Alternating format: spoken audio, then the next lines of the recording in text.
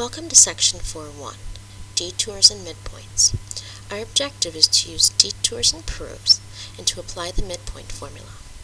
Now our homework is going to be split between 2 days. For our first day, our homework is going to be on page 73 to 75, numbers 2, 4, 9, 10, and 12. For day 2, we're going to be working on numbers 3, 11, 13, 14, and 16. Detour proofs are proofs that require more than one pair of congruent triangles. So in other words, we're going to be proving triangles congruent in order to take apart their pieces and prove other triangles congruent. So here's a general procedure of what's going to happen. The first thing we have to do is determine which triangles need to be congruent in order to reach your conclusion. So keep the end in mind. Step 2. Attempt to prove these triangles congruent, if possible. If not possible, that's where the detour aspect comes into play, which is steps 3 through 5. You're going to identify which triangles can be proved using your given statements. You're going to use CP/CTC to prove necessary pieces congruent that will be helpful in reaching your conclusion.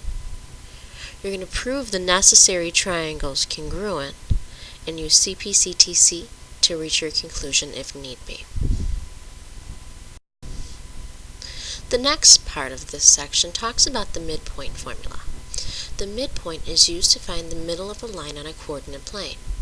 It's found using the averages of the x's and the averages of the y's. Or in other words, add up the x's and divide it by 2, add up the y's and divide it by 2. Alright, so let's do some examples. We're going to cover 2 algebraic examples and 2 proof examples.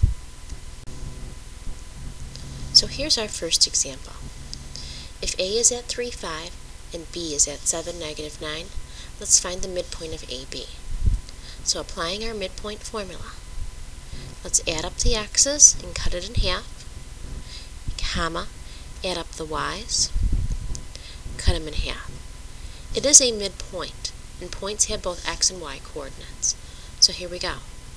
We would get 10 over 2, which is going to be 5, and negative 4 over 2, which is negative 2.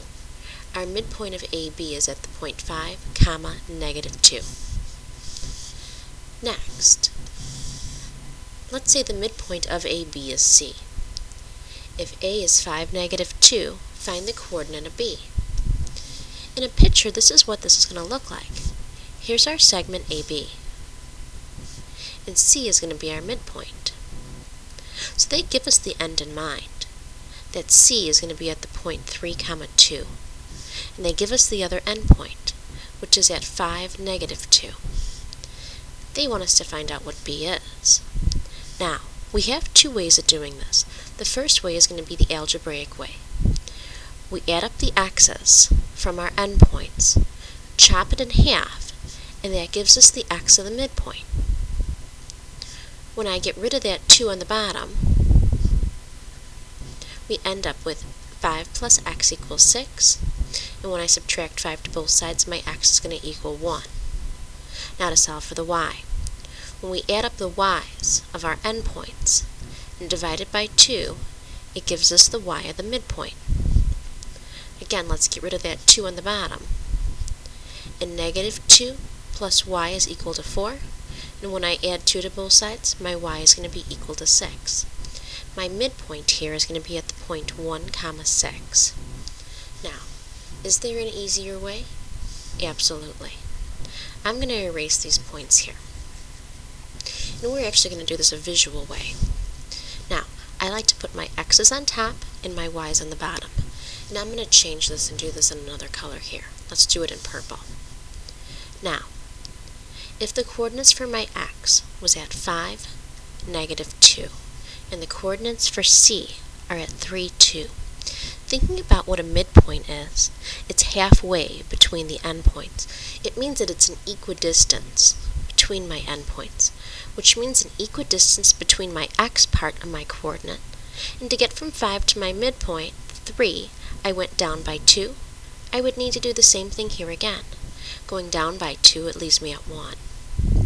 For my y's, it's at the halfway point as well. And from my endpoint to my midpoint, I went up by 4. So let's go up by 4 again, and that brings us to 6. My endpoint for point B, again, is at the point 1, 6, algebraically and more visually.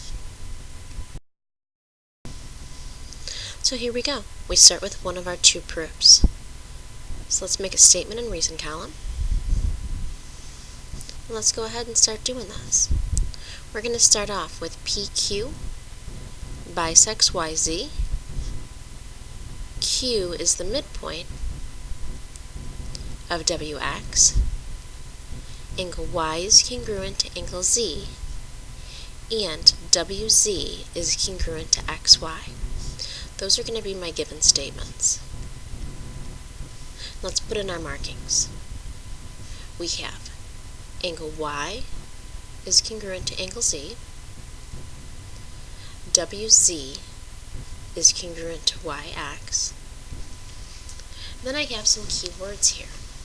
My keywords is that PQ is bisecting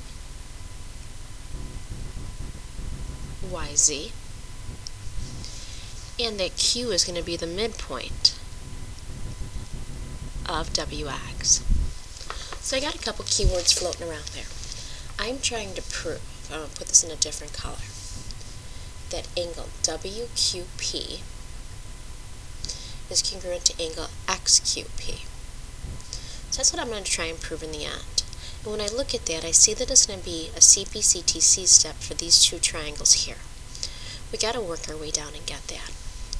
Well, right off the bat here, I'm going to use this given statement that PQ bisects YZ, and I'm going to say that these two pieces right here are going to be congruent.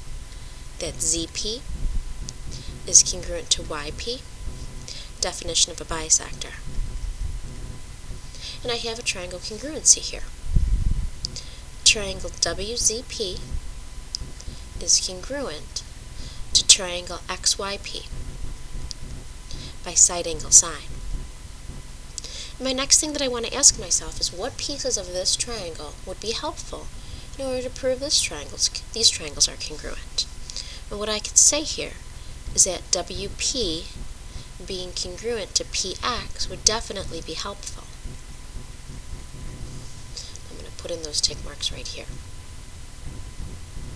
Now, what I also see here is that I have a reflexive line. I can say that PQ is congruent to PQ by reflexive. I'm running out of tick marks. I can either draw 4 lines or I can draw something like an X. Next, I had a key word here. It was a key word from my given. Stated that Q is the midpoint. Let's go ahead and let's state that WQ is congruent to QX. The reason was definition of a midpoint.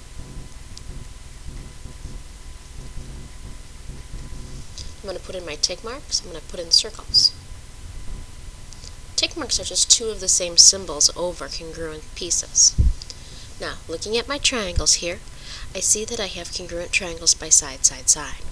If you saw things differently, perhaps if sides then angles, you can have a different way of proving your triangle congruent. Now, I'm starting to run out of room here, so I'm going to bring it over here.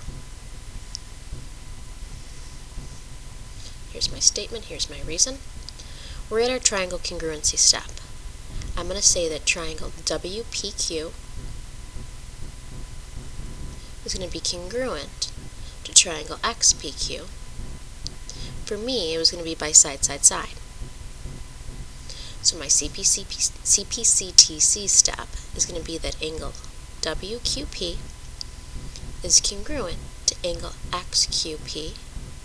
The reason? CP-CTC. So we took a detour. We didn't have a direct path to get where we wanted to.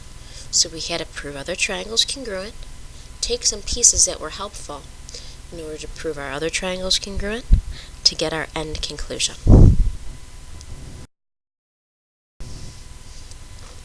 Now here's one for you to try. It's right up here. We are given circle O and that angle B is congruent to angle C. We want to prove that AO bisects BC. So let's see what you can do. Give it a try.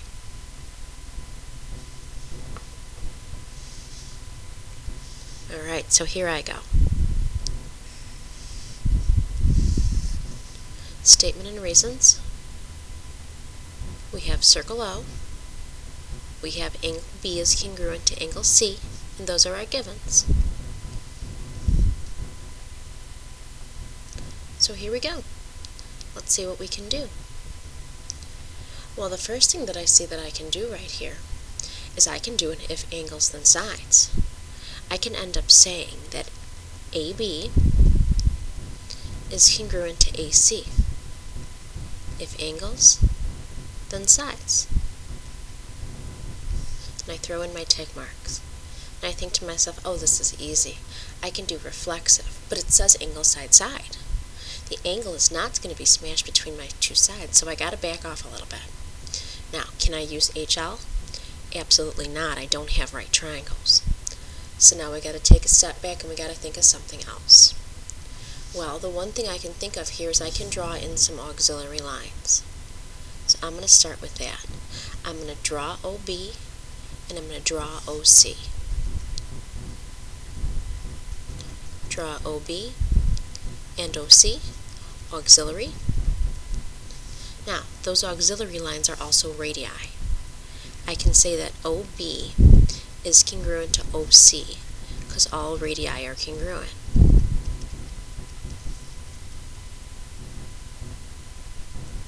And now, when I look at these big triangles, what I'm going to end up having here is I'm going to have a reflexive side right here, OA, is congruent to OA reflexive. And those big triangles, triangle OAB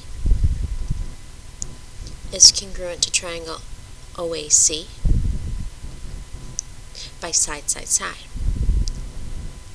Now, I still want to get to bisecting that BC, so I got to think what's going to be helpful here. So let's take apart a piece here. What would be helpful?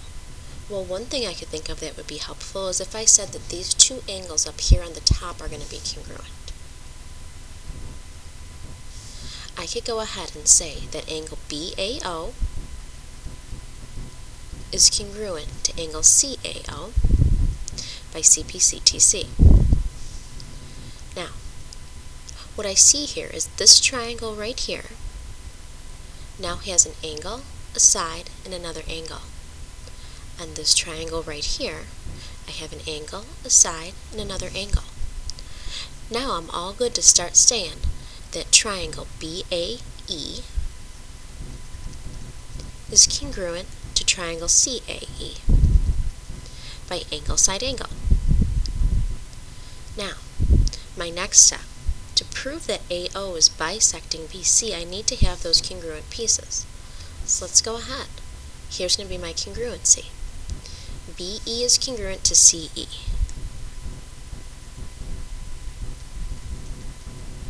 by CPCTC. Now, if I see that I have a segment that's dividing a segment into two congruent segments, which it is, I know that that segment was a bisector. My proof step, AO bisects BC. If a segment divides a segment into two congruent segments, it bisects. And we're all set. So here is our homework answers. So our homework once again was split between 2 days. For day 1, we had problems 2, 4, 9, 10, and 12.